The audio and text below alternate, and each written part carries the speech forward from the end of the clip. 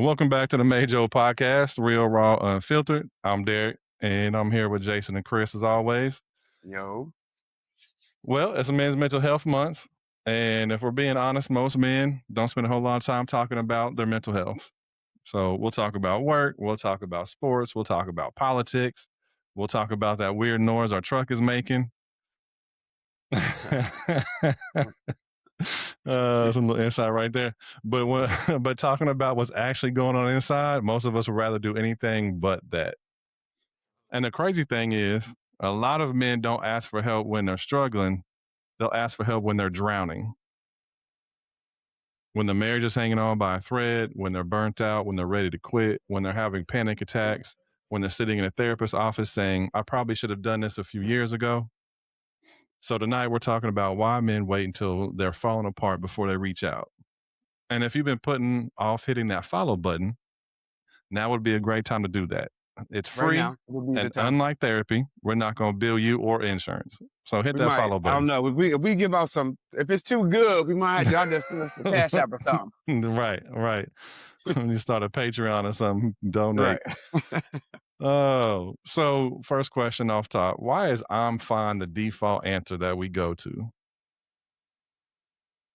Because I think you've been like programmed to always try to figure shit out. We're Mm, always we always got to be the strong one. We always got to be, the head and take the lead and do all the things. So I think it's kind of something that's been programmed or pretty much taught to us your entire life, pretty much. hmm Yeah, I think a lot of times we just don't think anybody else cares to hear it. We think everybody else got just as That's many problems as we do. So, just hit up fine and keep it moving because A, we don't really want to get into everything that's bothering us anyway. And B, we don't think anybody wants to take the time to listen. hmm hmm I that's was facts. reading that. I forget what the video was about, but I was on social media the other day, and it was talking about dudes talking to their friends and why they just say I'm fine. And it's like the majority of men were like, why do I want to tell them about what I'm struggling with and burden them with it? Yep. Like they have their own problems. Mhm. Why do I want to talk about mine and tell them about mine? Yeah. No, I felt some type of way about that. But go ahead, Chris. No, I was gonna say now having been to therapy several times, but also being older and wiser and like the people that I want around me and the company that I keep, like I could call y'all and be like, yo, I'm having a fucked up day, like XYZ. Like now I'm in a space like that before. Whereas though like I probably was in that space with my friends or my brothers had I like opened up prior to, but again, you're stuck in trying to figure that out. hmm Or again, if they care or like not realizing they could be going through something too and just not talking about it either. But you just hold it in for so long because again, you got to be strong or you're hmm supposed to be strong. hmm Yeah, I think that especially growing up, I'd be curious what it was like for you all. But the little bit that I was around my dad, it wasn't like he was necessarily opening up about what he was struggling with and letting it be kind of a conversation type topic. Not that he would need to talk to me anyway. I was like 11 and 12 when I was actually around him, but even still, like making it seem like it was a normal thing to talk about things wasn't necessarily what it wasn't normalized. You know what I mean? I think the communication is a little bit different now because I mean I talk to my kids about things, not everything, but sometimes life things because I feel like I had to learn a lot of these things on my own. You know what I mean? Like to hmm also even just to communicate how I'm feeling. Like I had to learn to do that because again, you keep all these things inside, you keep things to yourself, and you try to figure it out. I don't want them to, excuse me, to be stuck in always trying to figure it out and not being able to ask or reach for help when hmm it's always available. Right. Yeah. Yeah. I think my dad never really talked about any of that stuff till I was like way older. But when I was younger, yeah, what they didn't but they I was allowed to talk about things and foster my feelings and do that stuff and get it out in the open and talk about it, but they just never like my mom did more after my dad left about telling us kind of how things were because we were used to living a certain type of way. I hmm mean, my dad brought home like $125,000 a year in 1985. So hmm think about that amount of money, and for that to Or just be gone, he didn't pay child support, he didn't pay alimony, he didn't pay shit. my mom had to get up, get a job, go do the things, and go figure it out because she worked for my dad. And so when my dad left, the work left. And so she got real about a lot of stuff. And which I was like, listen, like, I understand this is how we've been moving, but right now, we got to pump the brakes on that. And we were fucking spoiled, dog, like spoiled, rotten. So anything we wanted, we got.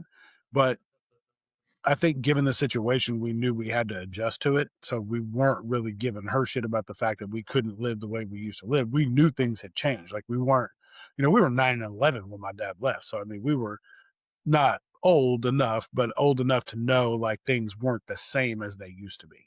Mm-hmm. So we kind of got a little bit of the life lesson kick in the ass kind of thing with that. But yeah, my dad was way older before I could ask him stuff, and he'd be honest with me about kind of how things were going.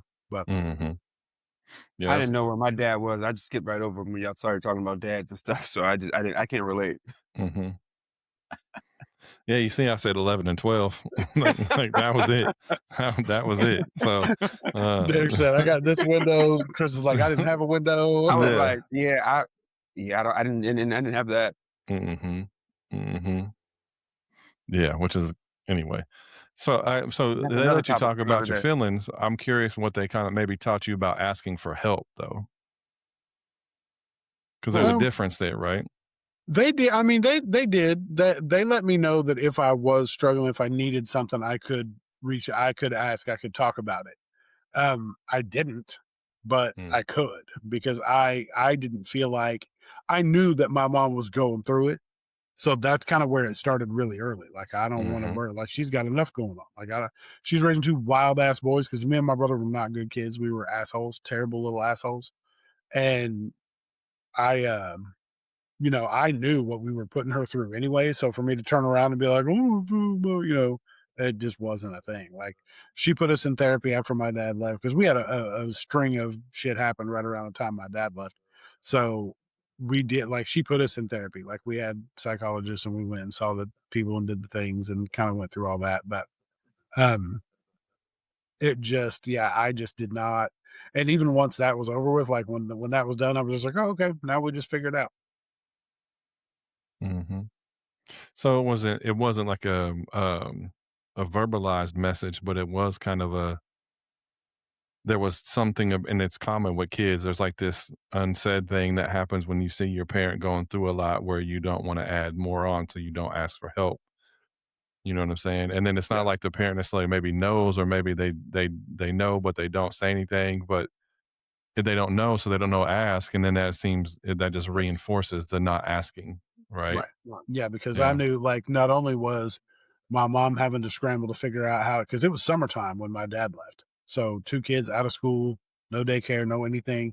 So not only did she have to figure out what she was going to do with herself, figure out what she was going to do with us, and deal with her marriage of 15 years falling apart at the same time.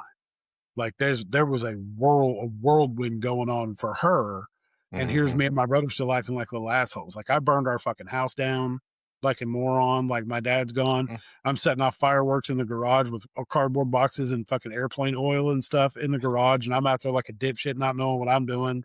Yeah. So I'm Right. like, Pops left. Like, not even fucking 3 or 4 months later, I burned the house down. So she's got to deal with that. Now we got to find a place to live in the meantime while insurance is rebuilding the house. So And you're a little arsonist. oh, duh. The shit that me and my brother used to do, I would, if I had kids that were as bad as me and my brother were when we were younger, listen, it would have been Probably won't have no kids. right. Exactly. Like, I'm not saying, but sometimes I understand. Like, me and my Right. brother. So my mom worked at the school for like the PTA and shit, so she was getting to do stuff on the weekends. We went to school. And so I will preface this. I was a good kid. My brother was an asshole. He just drugged me through all to be an accomplice to all his shit. He was right there with Oh, him. my brother will tell you that that's exactly how it was, because my brother had a mean streak in him. He wanted to just watch the world burn. He was a little joker. But there was like 100 and some odd year old turtle shell in he broke that. He Shit. dumped the whole fish food container in, killed all the fish for the science class. Like, he just destroyed. We knocked all kinds of shit over. We just did bad. And Mm. it couldn't have been anybody else. We were the only two in there. We were too stupid to even know that, we couldn't even have blamed it on somebody else. So come Mm. Monday, my mom's getting her ass lit up because we were running around and she couldn't pay attention to us because she was doing what she was supposed to be doing. And here we are Mm. running around like little assholes.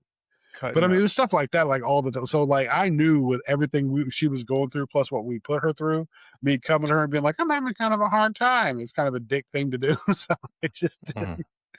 didn't, I just didn't really, I didn't lay it on her at all. And she Mm. would have made room for it. She would have figured it Mhm. out. She would have talked to me and figured, help me figure out anything I wanted to. I just didn't. Mhm. But I And think for that me, like, go ahead, my bad. no, I was gonna say, no, I want you to finish on what you're gonna say, but I do want to say this because my brain's gonna forget. I think the problem is in what you just said. The dick thing for me to do would have been Yeah. come to her and say what my problems are. That's the problem, right? Right. Go ahead, Chris. And I was gonna say, I didn't know I didn't know that she struggled with us until I was older because I mean, we were still spoiled. Like we got what we wanted. Like I got the bike, always got the bikes out money every single year. We always got, that 5th grade year, my stepdad told me he was giving me a water gun, he still ain't buy it. But anything else like shoes, like I just got it. But then when I turned 12, I had a bike route. I had a newspaper route. So like I just wanted to do something. I didn't want to just be in the house. I just wanted to do something. So I started that and doing it on my own, making my own money. I started cutting grass, shoveling snow, raking leaves, just because like I was active. I wanted to be outside. I wanted to do something, and Right. I liked money at a young age because the corner store was up the street. So I make money, go to the corner store, spend it all after cutting grass in my yard. So, but I didn't know until actually after I got my car, which I paid for myself at 16, that they were struggling with all of us. Had no idea. It just didn't even like register to me until like they was like we didn't say no to us. Right. And Mhm. their no was kinda like my no, so not right now, but we got you. Yeah. So that's how it was. So I didn't understand or know until, like, I was pretty much an adult. Mhm. What? So was all that stuff that y'all did, was that after the divorce or before the divorce? After. Mm. 100%. Oh yeah. Mm. Oh yeah. No, it was So That makes acting out. sense. I mean, I feel like you all were kids act destroying out and or burning down things. Acting out at the highest level. Yeah. 100%. Mhm. That's not Freudian for anything that happened in your life. For real. Right. Dad Right. just walks out and burns down the family, and then 3 months later, the son burns down the house. There's no he connection went there. he went And I Angela Bassett on that ass. and I took it, and I say that because I don't know. I haven't really talked to him about it, but I think I took it harder than my brother did because I say that, but I don't. I took it different than my brother did because me and Mhm. my dad were like attached at the hip. Like every Yeah, time, yeah, that makes sense. every time he could take me somewhere, he would. Not when he was doing his extracurricular activities, of course, but oh no, my dad was the worst. I love him to death, but man, he was a flawed man. Mhm. he Aren't this we is all? wild. Listen, so my uncle my uncle had a pool business, so he would build pools, and he sold all the contracts to clean the pools to my dad. So my dad and his best friend had this pool cleaning business. He did his best friend so dirty. So they would go around, and my dad's best friend would be cleaning the pool, and my dad would be taking care of the wife Mm. that was there to get Mm. her pool cleaned. He I was cleaning mean, other pipes. he was He was there for a using the job, pipe right? cleaner. he was busy, but I'm just Mhm. like, he didn't take it for any that kind of stuff. But at the same time, like anytime I could go anywhere with him, like I was with him. So when he left, I think the hardest thing for me at that point was just me not being able to influence him not going. Mhm. Because if I'm like sitting there pleading on my hands and knees, like, please don't go, don't leave me, don't leave us, don't leave them, like all Right. the, and he was just like, yeah, no, cool, but I gotta go. Like, and he just walked around me and was like out. And I'm just like, wait a minute. Like, that was the first time that I felt like completely helpless in a situation where I have never been, like, I've always been able to influence some sort of something. Like, not that Right. I could make him do what I wanted to do, but Mhm. my words had weight, and they didn't, in that they just fell flat. And I'm just like, wow, well, I don't understand this. This doesn't Mhm. compute. And then you're young So too, so you don't know how to, no, deposit all these feelings that are just yeah, happening right 100%. before you. And I Mhm. think with my dad and my brother, they didn't really get along as well. They weren't as close as I was. And I think my brother may have taken it to a point where he didn't feel like he had the opportunity to make it any better or to get any closer with him because now he's gone. Mhm. So it was a different dynamic for each of us. But at the same time, I just, it hit me wildly different. But Hmm. Right. How many therapy sessions y'all go to? You remember? we were in it for over a year. I know Yeah. that. We were in it for a while. And I had to go because I was having what I now know are panic attacks, but I didn't know what that's what it was at the time. Mm-hmm. But yeah, I was Mm. having I put my kids in my kids were in therapy too for about a year after me and my first wife separated. Yeah. It was needed bad. Oh, yeah. 'Cause Yeah. the fuck. Mm-hmm. Yeah. It's still the fuck. So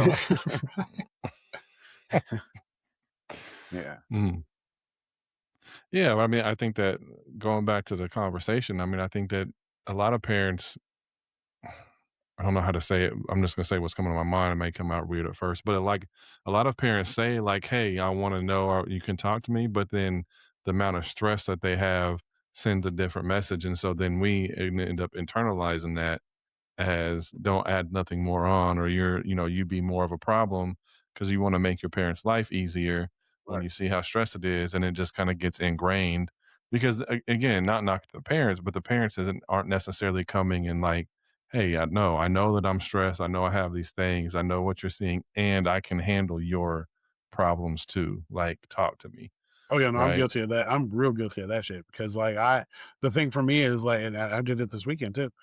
Like with everything going on, like when these kids are acting up or doing, being wild or whatever, I'm like, "Dude, I don't have the patience for this shit. Like, you better Mm-hmm. knock it out, figure it out. You better stop with this shit. Like, I'm gonna lose it." Mm-hmm. And so when everything happened with the truck, Jordan is like freaking out, and I finally had to stop him, get a hold of him, and say, like, I had to stare in his face and be like, "You didn't do this," because he was like, we were going, we had everybody because since I couldn't go, take the truck to the show. I was going, everybody was going to the beach anyway. And so I was like, well, I was going to the beach. And George's like, yeah, I'm not going. And I'm like, what do you mean you're not going? And he's like, well, I got to work on this truck. And I'm like, dude, it's over. Like, don't worry about Right. it. He's like, well, I Mm-hmm. try to salvage as much as I can. Maybe we can get to the show on Sunday. No, dude, it's over. Stop worrying about it. Right. I was like, I had to stop him and grab him and be like, dude, you didn't do this. This isn't your fault. Stop worrying about it. There's nothing you can do today that can't be done tomorrow or another day. Quit worrying Mm-hmm. about it. Come to the beach, let it go, just whatever. And so he did, he came and went, and you could tell like the weight that came off of him because he laid his ass in the sand face down and fell asleep for like 3.5 hours. Oh Hmm. shit. Hard. Mm-hmm. They were pouring sand on him, water on him. He didn't fucking move. And It was he, waiting. It was yeah, waiting you on could him. just tell, like the whole, Mhm. like it just the weight was lifted off his shoulders because and I just I didn't say a word. I was like, okay, have at it. Like you went Mhm. and played a little bit with the kids and stuff, and then everybody else has got the kids, so don't worry about it. Like do it Like because I going know to he rest. needed it. Yeah, I know he needs it. So. Right. Right. But And so sometimes I it got takes it. Sometimes it takes that connection of just being like, listen, like Mhm. what you said, like the connection to say, hey, listen, I know this shit's wild, this stuff's happening, but like you still can let me know like what is happening. Right. Right.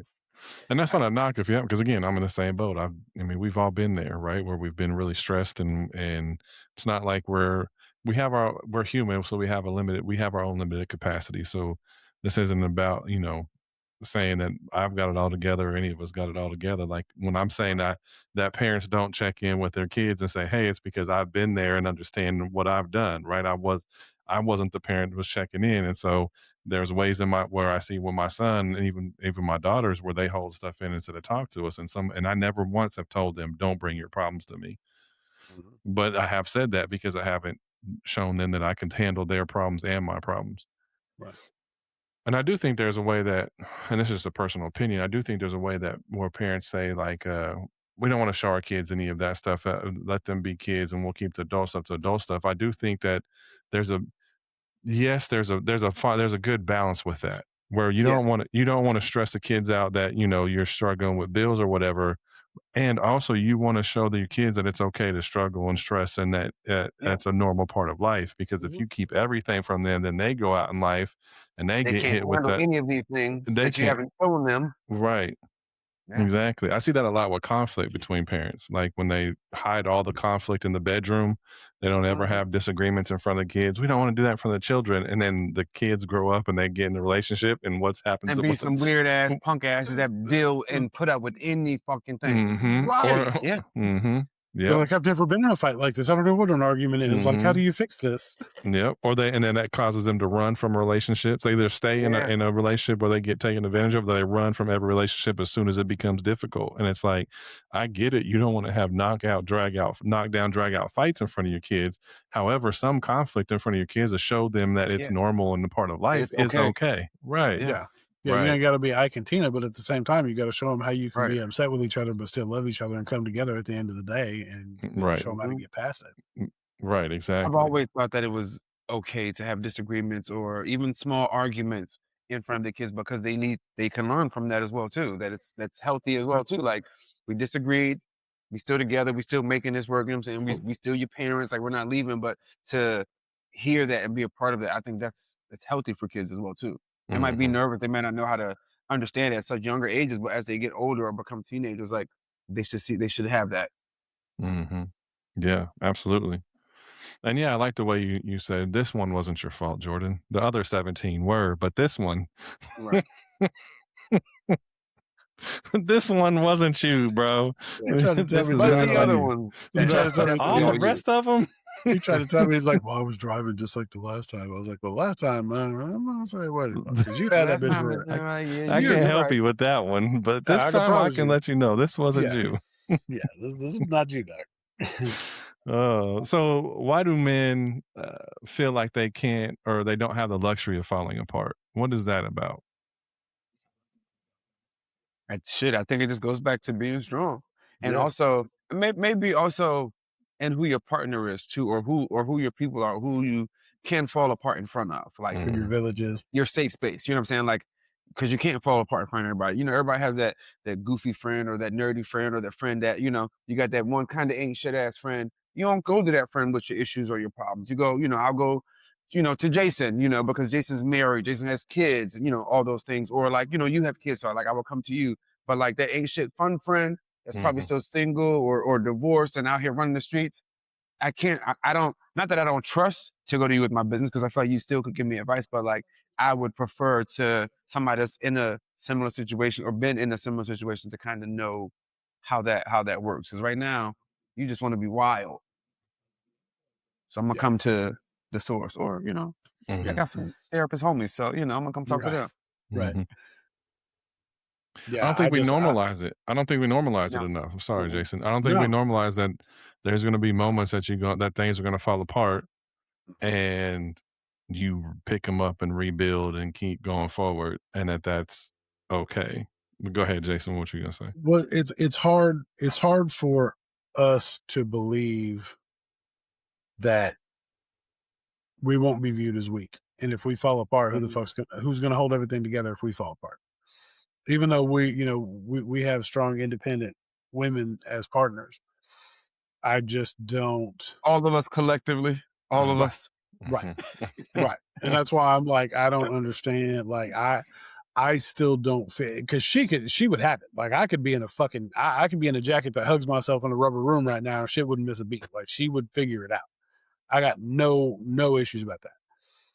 But I just don't feel like we have as a unit that we have the luxury for me to just MIA and fall the fuck apart. Like I've got to be able to figure it out. I can have moments where I lose my shit, but I gotta collect it real quick. Yeah, come up out of it and figure it out. Yeah. Yeah. Because I mean, for me, I view it no different than we're a team and somebody has an off game. That's it. Like I can have an off game, but my ass better be in practice tomorrow morning, figuring it out. I better be watching film. I better be trying to figure out where the cracks are, because I got to fix those right now, because the next game's coming. And what if you can't? Oof. Man, that's when I got to rely on my team, on my people. I gotta go to outside sources, like Chris said. I gotta hit up one of y'all and figure out what the hell's going on, what I can do to make it better. Because there's always a way. Is there always so? I Always? mean, there's always been so far. I think it just depends situational. It just depends on the situation Yeah. where, I feel like there is always a way, but just depends on the situation that you're dealing with at the time. Mm, can see that. Because It's if like it's always again, a like possibility. it- if somebody is, if I'm in and you completely checked out, then there's no winning. There's no nothing that can come from that. If you're gone, you know what I'm saying, from the situation, relationship, friendship, marriage, whatever the case may be, there's Mhm, no. I can hope and I can want and I can try, but I'm only gonna try but so many times if you're checked out. Like there's nothing that I can do. mhm, So that's why I say like situational, like feel like there is always a way depending on what it is, because Right. if y'all can compromise or figure it out, because again, I feel like I'm gonna take it back to marriage. Like if you can compromise and figure it out, then there's always a way mhm, for me. mhm. I don't there's something about like so I do think that there's always a possibility. I think probability is where Yeah, that yeah, yeah. that gets lesser, right? So I always say anything's possible. Now, is it probable, right? Right. And so, but I think it coming with me is always it's Oh, excuse me. when we go to always with this. I think then that could add on more shame. Well, because what if you can't figure it out? Like, what if it's just not in your capability and within your or even your circle's capability or wheelhouse to figure out whatever it is, but then, we're told there's always a way, there's always a way, there's always a way. Sometimes we just have to admit that it's failure and that that's Right. okay, that there wasn't a way to whatever it might be, there wasn't a way. And so I think that's where I kind of struggle with that word always within this context. Well, I view it as there's So when always do a you way. like? How do you realize or come to the conclusion that it's failure? Like how long? Because there's like, is there like a grace period? Is there like a, you know what I'm saying? Like that's why, I'm not even being funny, but like that's why I say like, depending on the situation, it could be always. But if it's something that's again, like I said, somebody's checked out or somebody's gone, whether it's marriage or friendship or whatever the case may be, then always isn't there. Well, so I would say this, right? So there's a oh, give me a second because I'm trying to make sure.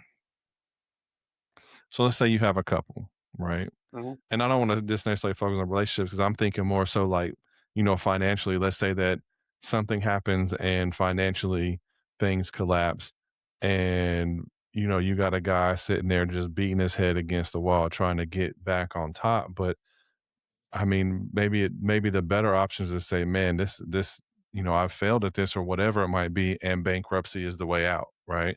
There's an aspect right there to help reset, restart, refresh, rebuild.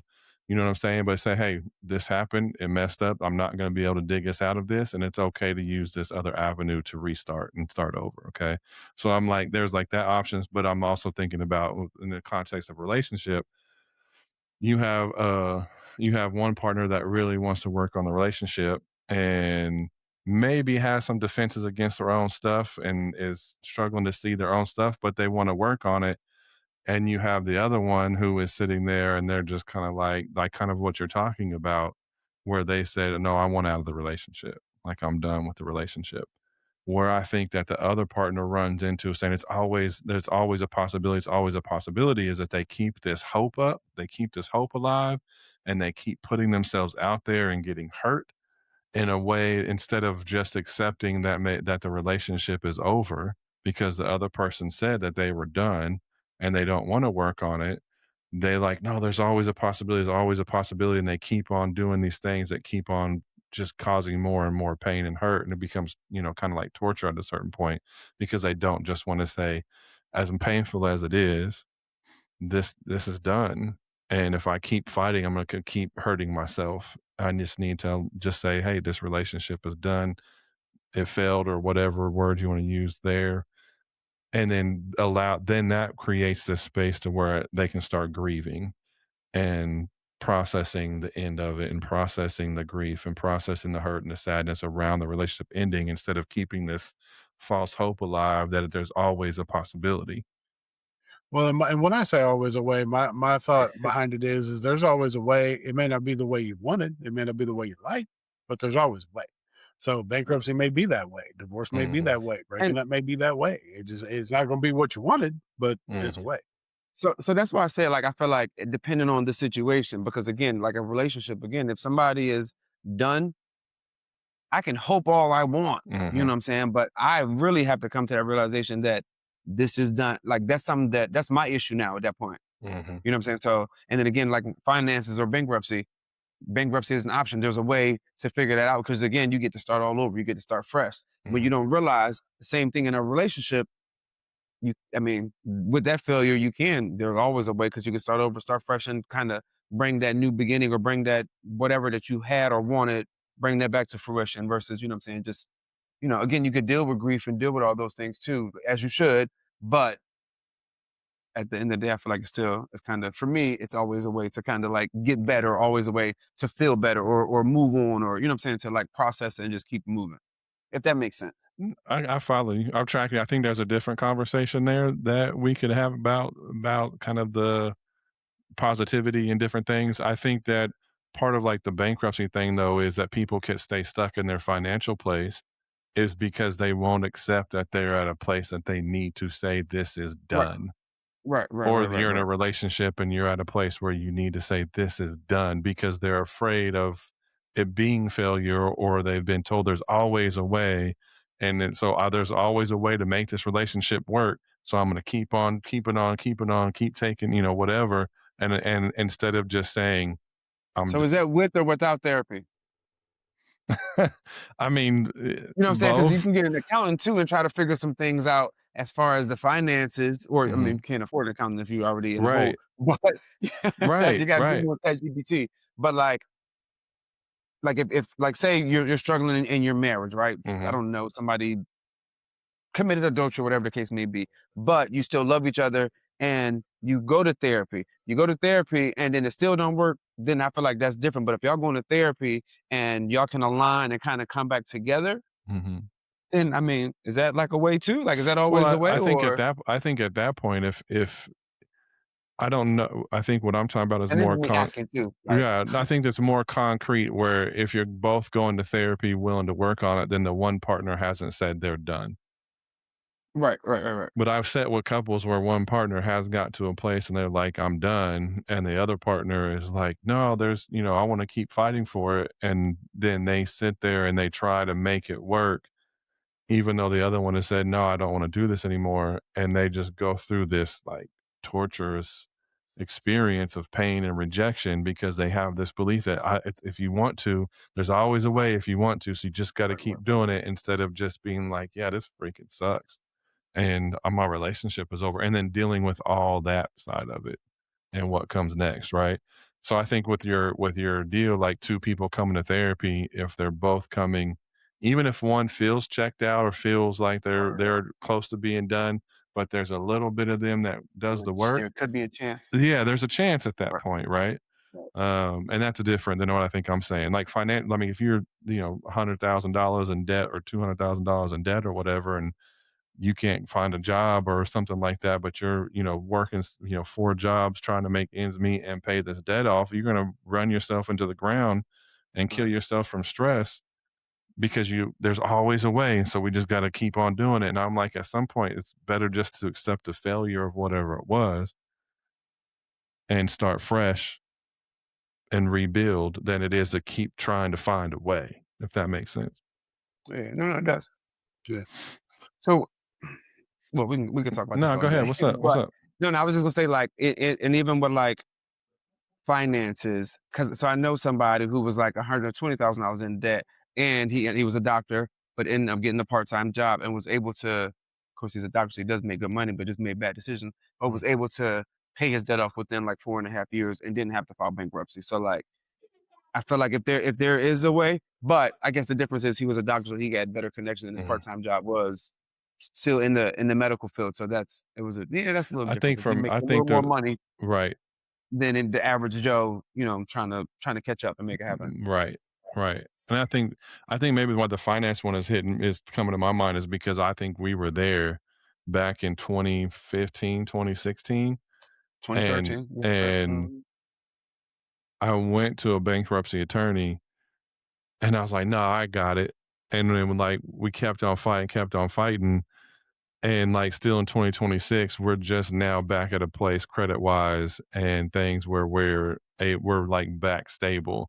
But had I in 2015, 2016 just filed bankruptcy Mhm. and wiped everything out and started Back new, then, yeah. we would have been there 4 years ago. You know what I'm Right, saying? right, And right. so I think that that's where it's like I've been through that piece where I'm like, no, there's always a way. I'm not gonna do that. I gotta keep going.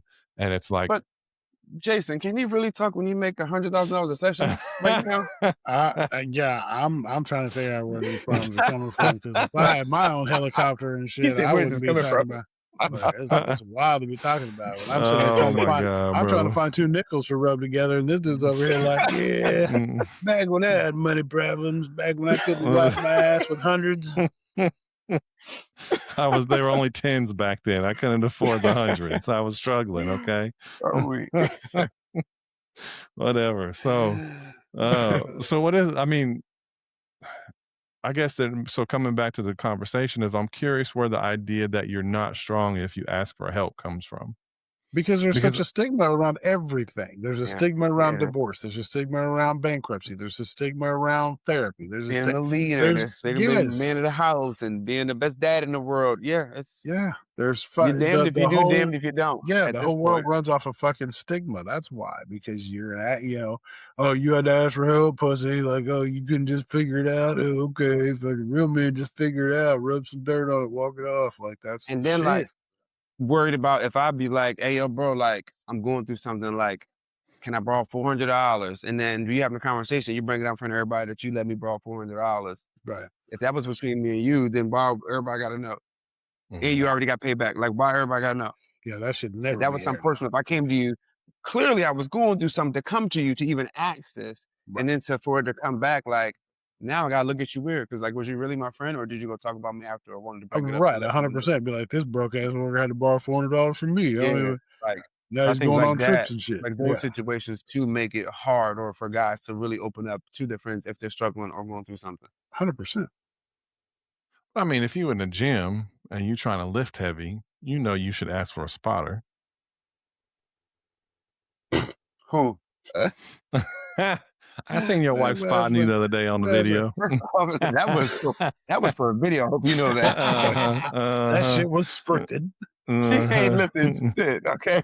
Rissa lift a finger to dial 911 when that shit falls on him. That's funny too because I be wanting to go heavier, but I don't be wanting to talk to nobody. I be in my zone. So people ask me all the time, and I'm like, sure, yeah, but like, I just don't. And I probably should because I'll be wanting to hit them 2 plates and go crazy after 10, but I'm just hitting 3 at a time. I got to put that whole back. Mm-hmm. Okay. But I mean, I do want to. I just don't. I don't know why. Mm-hmm. And I got like gym bros now. Like I'm like one of the big guys at the gym now too. So like, I just don't. Yeah, I don't know I got 3 or 4 or 5 dudes I talk to every single day. I wouldn't dare. I'll spot it for them, but I won't do it. Yeah. At all 3 gyms that I go to, I haven't asked anybody. Oh, and today I hit a PR on the pec fly too. I hit 300. I There haven't you posted yet, but wait, you did how much? 300. All right, pimp. It's recorded. It's coming. I did. And it was easy too. Like not to hype it, but like I mean, I was like, wait, how come I haven't been doing this shit?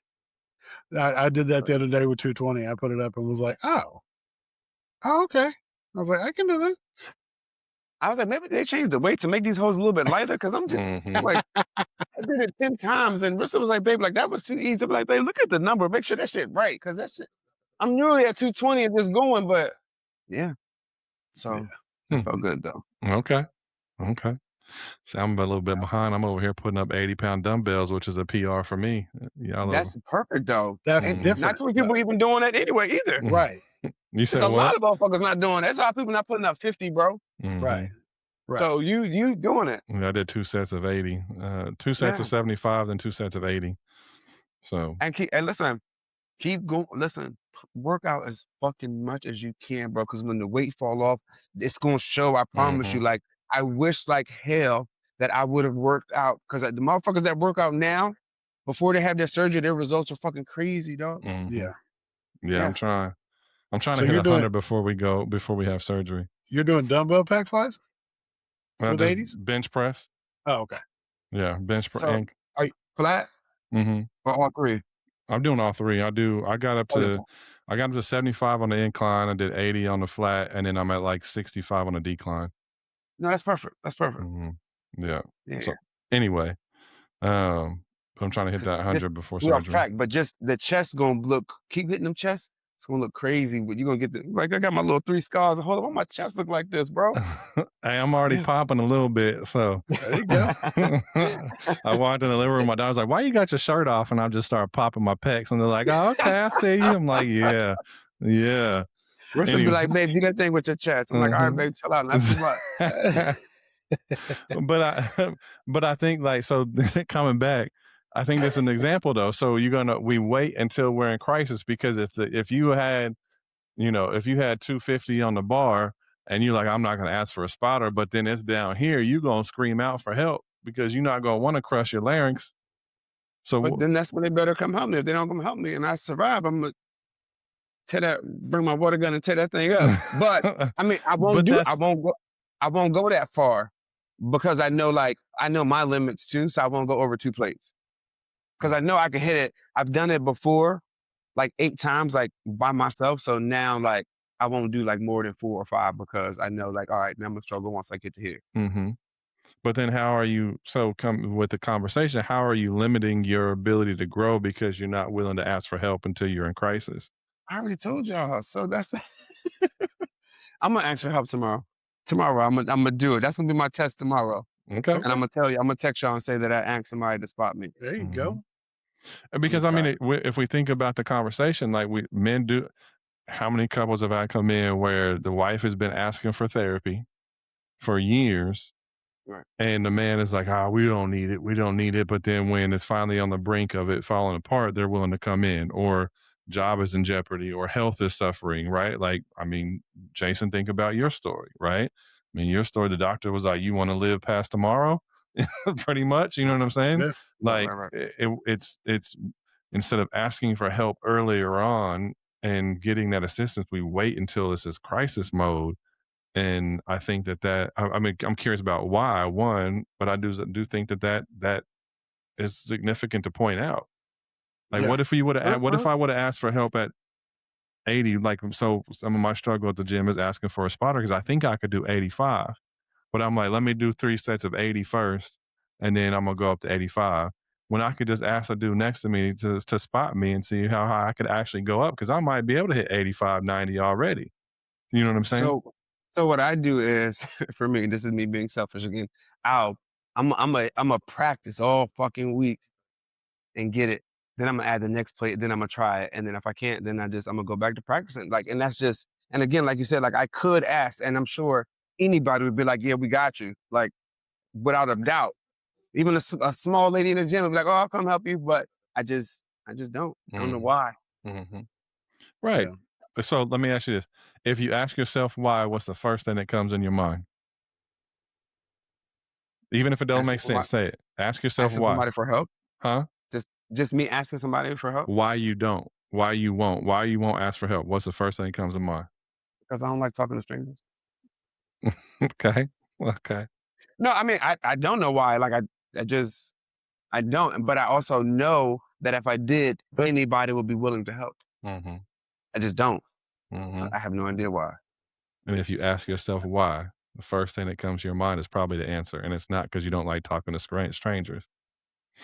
Um, We all most of the time we know the answer. We just either don't want to say it or we don't Yeah. haven't made sense of it yet. no, I'm not saying nothing. I honestly like No, can't that's think not of a you why. thing. Like That's not a you thing. yeah, Yeah, that's like not I a you just thing. don't know. Like I just Because we I don't want want to to feel talk to like we nobody. got it. Probably. We want to look like we Mhm. got it. We ain't gonna ask Mhm. nobody for it. Like I'm in here doing I don't this even every think it's day. even What's looking next? like I got it. Because if I ain't got it, I'm Oh, gonna put mine them is. bitches back No, quick. mine is. You know what Mine I'm saying? is. So like yeah, Mine yeah. is. So Mine is all look like that. But that's the thing. Like the same thing like what you're talking about with my health. Like there was such a stigma around surgery too. Like I wasn't trying to do that.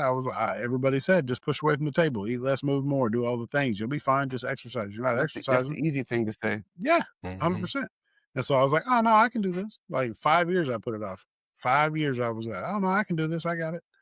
And then next thing you know, my doctor was like, yeah, you don't got it, and you're not Mm. going to be able to get it if you don't hurry up because time is running out. Mhm. So maybe a Yeah. better way to ask a question is, why do we normalize suffering for so long? Because we're men, duh. Yeah, Like, because the world's not built for us to not. Mm, The we're not world's supposed to be emotional. We're not yeah. supposed to be soft. We're not The supposed to do any of those things. I do now because I don't give a fuck what nobody else think. But I mean, just what we're taught. It's just yeah. what happens. We didn't see. Well, y'all know I ain't see my dad cry because I didn't see him. But like, you just didn't see. I didn't see emotional men growing up mm. unless I was at a funeral. Yeah. I saw I Matt saw happy. anger. I saw Yeah. frustration. I saw fighting. I didn't see like a soft side. I got to see Matt happy.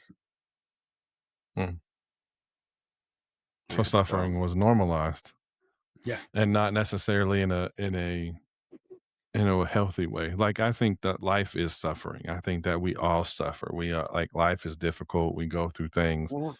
We're gonna lose people. We're gonna endure suffering as long as we live. I think the way that suffering has been normalized, though, is like suffering alone, Right. and that's different. Like, Yeah. I think we can normalize Suffering in suffering. silence. Yeah, suffering in silence. And I think that's where we need to know we can normalize suffering, but also normalize suffering together, or normalize when you're suffering, asking for help, um, Right. so that you may be able to suffer less. The suffering may still exist, and maybe there is no help for whatever you're suffering with, but just having somebody in there with you is helpful. Right. And so, what is it? Let's kind of switch the convo a little bit and go towards the next slide. What does getting help actually look like, or what does getting help actually mean? I think for me, getting help was me going to therapy and understanding and knowing that it's okay to ask for help. It's okay to be emotional. It's okay to be vulnerable. Like, because again, like, I'm gonna take this back to my first relationship. Like, I was a yes man. I did whatever was said. So like, I didn't, we were Christians and like we followed the Bible, but I just wanted you to be happy. Like, I didn't care about how I felt. I didn't care about anything else that I had going on. As long as you was happy, that was the only thing that made me happy. Not realizing the whole time I was unhappy, but I was just trying to do something or be this people pleaser or this person to make sure that you always look good or you always were, on top of your game or whatever the case may be. But then, after going through that breakup, that fucking terrible phase in my life, and then getting therapy after I remarried, realized all the shit that I held on to. So then I was being a yes man was all the way out the fucking door. Now I feel like I'm just way too honest now. Like I want to talk about every fucking thing because if it bothers me, I'm gonna speak on it. Mm, But I felt like if it bothers me, I can speak on it with my person. With my guys, we talk shit. We can talk about anything. But like I feel more comfortable talking about it with my person where as though it's not like I'm coming to her and I'm being soft or I'm being emotional about something because I don't feel like I'm being the man. But I have that safe space where I can do those things now, whereas some men don't have that safe space. mm. Yeah. Go ahead. I was gonna say, I I think a lot of it comes from being more secure in myself now and not giving a Mhm, shit about the stigma because the older you get, the more you realize the stigma's all bullshit anyway. And mhm. none of that really matters. It doesn't affect your day to day in any way, shape, or form. What some jackass on the internet says or what some jackass on the internet thinks. Like you do what's best for you. And like I've always said, like if somebody has something to say about you doing something that benefits you in a positive way, then you need to have a deeper conversation with that person about why they have an issue with you doing something What's something to that makes you happy? right, something that's going to be better for you. Right. And it took a long time for me to figure that out. And I'm glad I did, but that's my bit of wisdom I want to, try to impart on every single person I come in contact with. Like, don't listen to the other bullshit. Like, if you need help, get help, reach out, do the things, don't wait, don't put it off, don't do the thing, don't wait till it's too late, don't wait till it's almost too late. Like just the first sign of anything, figure out what it is and go try to figure out how to treat it. Mm. Yeah, I mean, I think we need to have a conversation to redefine what strength looks like, Right. right?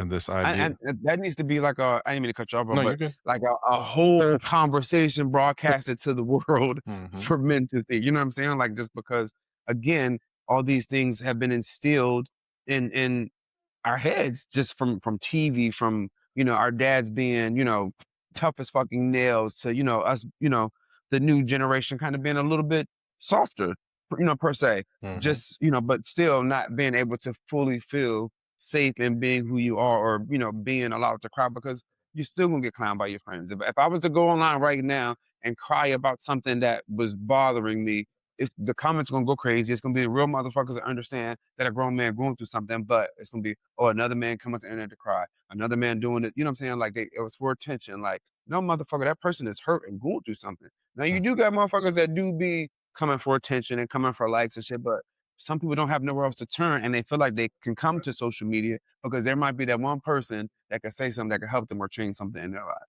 Mhm. Yeah.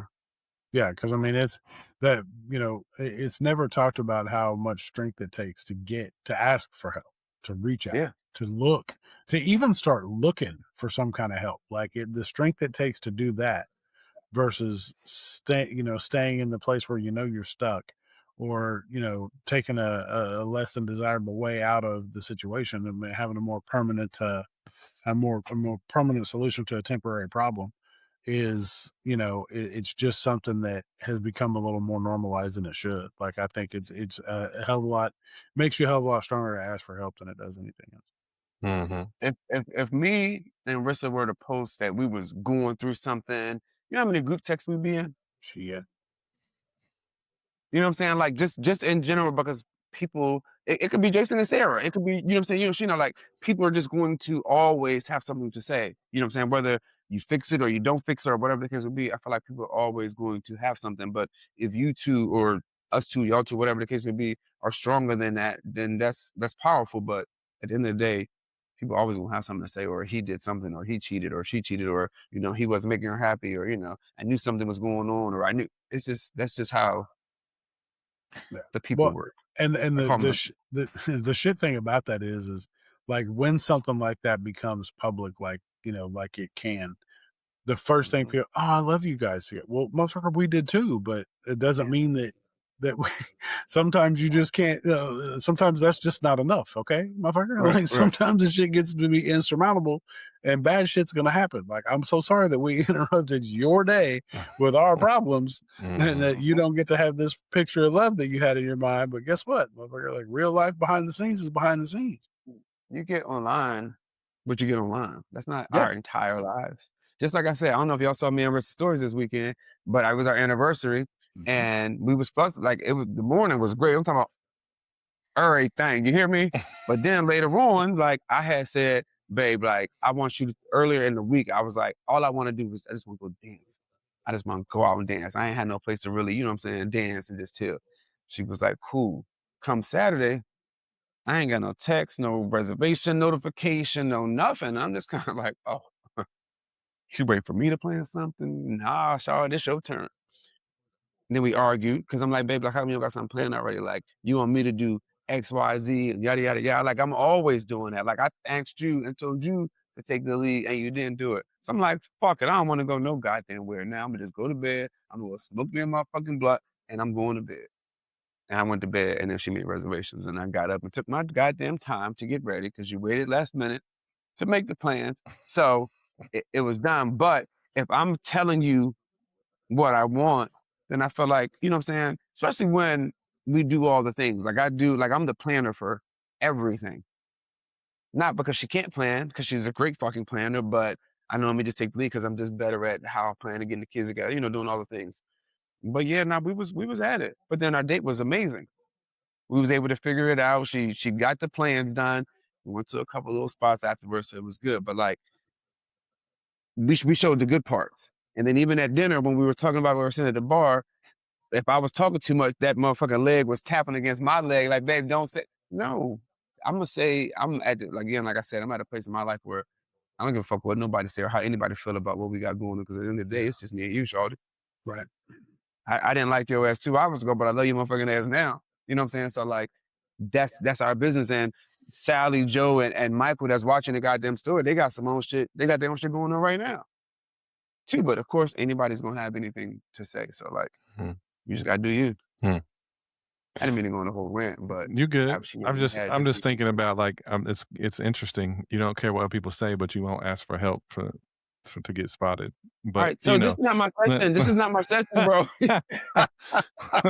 But I think part of the conversation around strength is helping men realize you're living in fear. Like you think that you're being strong by not asking for help, by not acknowledging what's going on, by staying looking like you're in control or staying just using anger as your primary emotion when really you're just living in fear. And that's not strength. Facing your fear is strength. But what if I just don't want no help? I just want to do it myself because I'm comfortable doing it by myself. You know what I'm saying? Let's Like have a Uh-huh. big if I'm bullet, not damn it. going, Uh-huh. like if I'm not going crazy or heavy, then why I gotta talk to somebody? Why not? What's your fear of talking to people? Why they ain't talk to me first? Why do they have to talk to you first? They don't, and that's good because then we don't gotta talk. That just keeps you where you're at, where you're not talking to No, so, people. so honestly, like I'm in the gym, like they know my name now. Like I'm super Mhm. friendly. It's just not like I'm comfortable doing what I'm doing, and I just don't want to. I guess bother nobody else when they're doing something. Sure. I guess So you feel like I there's don't know. a part of you feel like part of you feels like you're a bother. No, I just feel like I don't want to be bothered. So Okay. that's it. Okay. But so like if you think about anger, right? Anger is a protection emotion. Yeah. 99 out of 100 times, and that one time that I'm leaving out there is just because anything's possible. 99 out of 100 times, there's something vulnerable you're feeling underneath anger. Mm. And so when somebody uses anger only, most of the time they're afraid of getting in touch with that vulnerable feelings that's underneath the anger, right? And so again, anger makes you feel like you're in control, but really it's just fear. And so how long do you live in fear? Real strength means stepping into the things you're afraid of and facing them and then building your emotional strength and capacity to handle those things and face those things. And that's what real strength I think look like. So think about like, I don't know what y'all think when you talked about, crying online. Like I do have a worry about crying in public, but then when I see a man cry in public, I'm like, man, that dude, that's crazy. That's awesome that he can do that in front of everybody and not worry about it. Like Right. that's real strength. To be vulnerable in front of others is real strength. You know what I'm saying? And so I think that we have to have this conversation around strength and what strength actually is and be honest that a lot of the times we are living in fear. We are afraid of things falling apart. We are afraid of looking weak. We are afraid of being judged. We are afraid of what it looks like to ask for help. And so you're living in fear. That's not strength, But even see, though you you want to just convince said yourself it is. you said the 1% is left because anything's possible. But earlier you said everything's not, but it's not always possible. I So said I look said here, anything I said anything is possible, but the probability lessens. look Not here, everything is probable. Thurman therapist. You can't No. have it both ways. I think all Yes, this you is a can. racket. It's all bullshit. Anything is possible. Anything is possible, but not anything is probable. The probability goes down. Anyway. You said there's not always a way. You're always I gonna was suck. thinking it too. I knew this There's therapy shit was a racket. anything is possible. Fucking Anything is scam. possible. It's the probability that goes down. It's different. There's a difference. Kevin Garnett said anything is possible, and I believe it. Damn it. Mm-hmm. Anything is possible. Just may not be probable. So what's one thing you want men listening to the men who are listening to hear? What's one thing you want them to take from this conversation before we wrap up? Ask for the spot. Not Get you a spotter.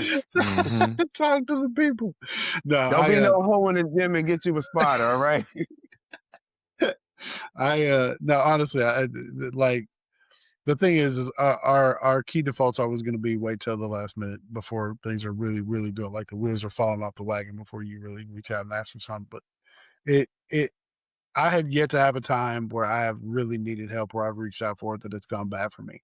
So I could have easily cut myself out of having to deal with 90% of the shit that I've had to deal with really getting real bad if I would have just asked for help a little earlier. So No, I agree. The same.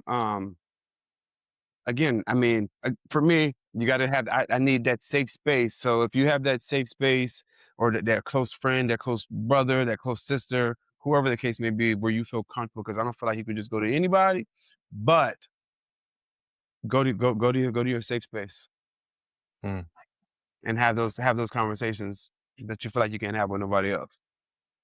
Yeah. Choose your circle wisely. Mhm. what very wisely. Yeah. Yeah, I would say I think that a lot of men aren't struggling because they're weak, although I think it's and, that's another conversation to acknowledge your weaknesses is okay too. I think that a lot of men are struggling because they've been carrying things for too long. And so, Chris just dropped everything and left. This is a perfect example of how you go ask for help. You just Right. drop it all and you leave. You just go. You say, screw When it, screw yeah, everything, when you and you really get need it, up you and you walk just off and you don't give bail. a crap about anybody else. That's what you do when you feeling like you need to ask for help. You just say F it and leave. F your family, F your wife, F them kids, F that job, F the house. Just leave. Just like Chris just did the Sometimes, show. Just yeah. exactly what you need to do right there. Sometimes it's like that. You just gotta roll out. You just leave. You just say screw it. I'm out. He said the laptop died. why, why does he not have this laptop plugged in, bro? Oh, there he goes. Oh, he definitely I getting clowned for this can't, because boy, dude. what the I can't. Oh man. All right. Well, so Oh, shit. what I was saying was it wasn't men are What struggling because happened they're carrying things was alone for too yes, long, something like yes, that. Yeah. yes. So and I Oh think, my god. along the way, we got a message that needing help equals failing for some reason, and it doesn't. Yeah. And so the strongest men, I think, aren't the ones who never struggle. It's the ones who stop pretending that they don't. And I Right. think that that's an important distinction, I that you I are still a agree. man even when you admit that you're struggling. So, Agreed. well, if this episode hit home, send it to a man that you care about. Or don't just get up and leave like Chris did again. I mean, you can do that too. So, follow them Oh at the shit. Majo Podcast on YouTube, Spotify, all the podcast platforms, social media, everywhere at the Majo MAJO Podcast. And we'll see y'all on the next one. All right, later, y'all. Chris said bye. Yeah, Chris. Bye.